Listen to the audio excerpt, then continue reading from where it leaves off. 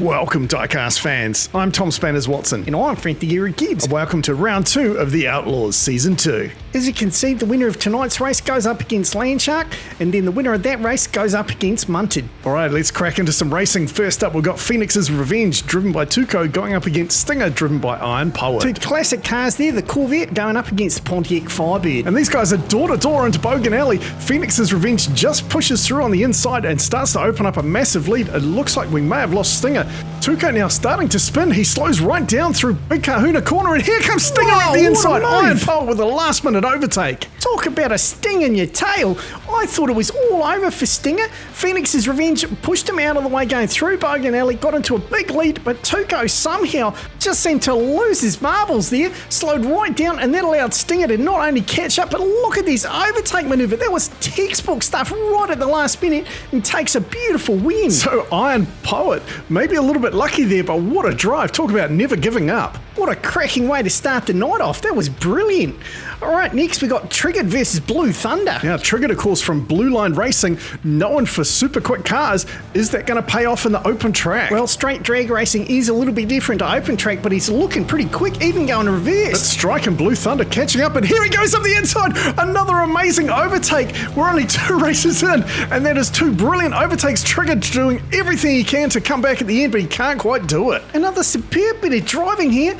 Blue Thunder saw his opportunity, and Strike put the hammer down at the right time, slipped right up the inside of Triggered, but then you see Cam get back on the gas and he almost caught up. Both those boys clocking in a very quick time, but Blue Thunder takes the win with a best time of 13.978. So now it's time to race off Stinger versus Blue Thunder.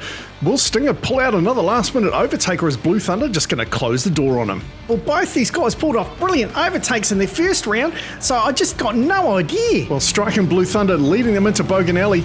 Looks like Stinger trying to catch up. Both drivers bouncing off the walls there, but Strike gets away, and it looks like he is going to run away with this one. A big drift in Big Kahuna Corner, and he stalls out. Here comes Stinger. Stinger with another overtake through Big Kahuna Corner, and he is going to take the win. Do you think Stinger's going to do this all night? Just let the other drivers slow down through Big Kahuna Corner and then overtake them in their last minute? That is crazy. Iron Poet with a brilliant overtake in the first race, a lucky overtake in the second one, but he is going to move on to the next round. I can't believe there's been so much action and we've barely got started, but Stinger moves through, and next up we've got Purple Haze versus Limbo.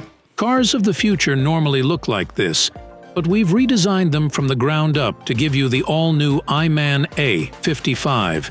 It's designed for drivers just like you. We've got rid of the things you don't need, like wing mirrors and indicators, because we know you never use them anyway.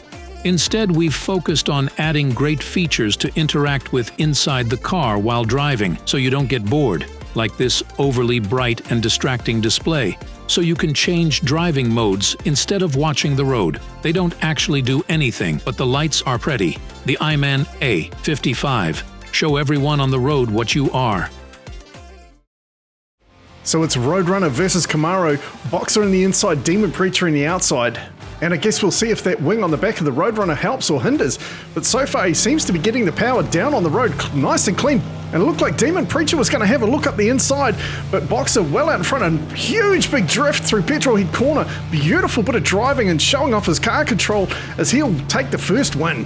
An incredibly controlled drive there from Boxer. Purple Haze obviously dialed in, and that drift was absolutely brilliant. I love the way he just slid right through, kept the power on the whole way, but didn't lose it like so many other drivers. Next up, it's the Beavermobile driven by Nitro Poutine going up against Shipwreck by Scooter Roundwell. The widest, lowest slung vehicle going up against the tallest, skinniest vehicle. Yeah, I've got to say my money's got to be on the Beavermobile here with that low, wide El Camino. We know they're good on this track, and it looks like Nitro Poutine is going to handle the track very easily, and he's going to take the win and move on to the next round. Nothing too crazy there from the Beavermobile, but he sets a positive time of 14.727, and he's going to go up against Purple Haze, so this one might be a little bit of a challenge for him. Well, I guess it's really going to depend if Boxer can keep the power down like he did in that first race. Well, Boxer's definitely got the experience, but the Beavermobile does have the inside lane. They're pretty even out of the tunnel. Nitro gets the power down going into Bogan Alley, and he starts to open up a bit of a lead, but don't write that Roadrunner off yet. Nitro could be hard to catch. He's sticking to the middle of the track. But here comes Boxer trying to find a way around,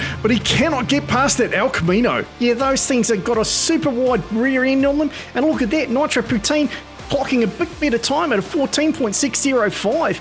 And now he's going to go up against the luckiest driver of the night, Stinger. Well, this will be interesting. Stinger in the outside lane. Is he going to pull off that last-minute overtake through Big Kahuna Corner again? Well, it seems to be starting like the other races where he's falling behind early on. Oh, that's got to hurt. Down he goes. Well, look, if he can come back from that to win it, I'll be very impressed. Well, honestly, mate, the only way he's going to get in front if he can teleport the car. Well, I'm pretty sure he doesn't have a teleportation device, so Beavermobile will take the win. Nitro Poutine, a very good time again, but his best time still 14.605, and now he is going to go up against Landshark to find out who gets to take on Munted. Well, both these drivers have been pretty good, but Landshark is definitely super quick. He's had a number of sub 14 second times, so I just don't know that Beavermobile can keep up. Looked like Nitro tried to get up the inside, but Wally Champ and Landshark gets ahead. As long as he doesn't blow it like all those other drivers in Big Kahuna Corner. Well, he's got through there nice and clean, keeps it straight down the middle of the track and lays down another sub 14 second time. It did look like Nitro Poutine here was trying to use the weight of the El Camino to take him out,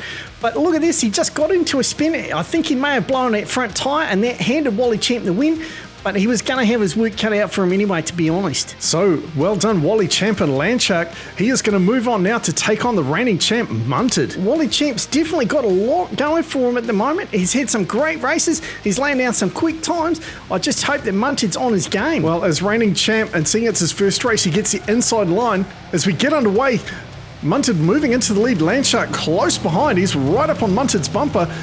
But Horven Sung finding an extra gear here and just walking away from Landshark. I did not expect that to happen. Well, that's why he's at the top of the list, mate, with a superb drive like that, and he lays down a 13.803 time. That is just brilliant. Well done, Munted, stamping your authority on this first set of races.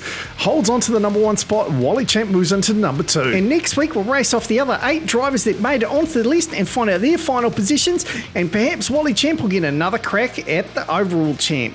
Well, there's been some great driving, and we know that Andy Moon is one of the fastest cars out there at the moment. With that SVO Mustang of his laying down a 13.170 last week, he is definitely going to be one to watch. Oh, no doubt, mate. I think there's some great drivers in this season, and I reckon we're going to have some cracking races coming up. All right, that's enough for tonight anyway. Thanks very much for watching. I'm Tom Spanners Watson. He's Frank the Guru Gibbs. We look forward to seeing you next time.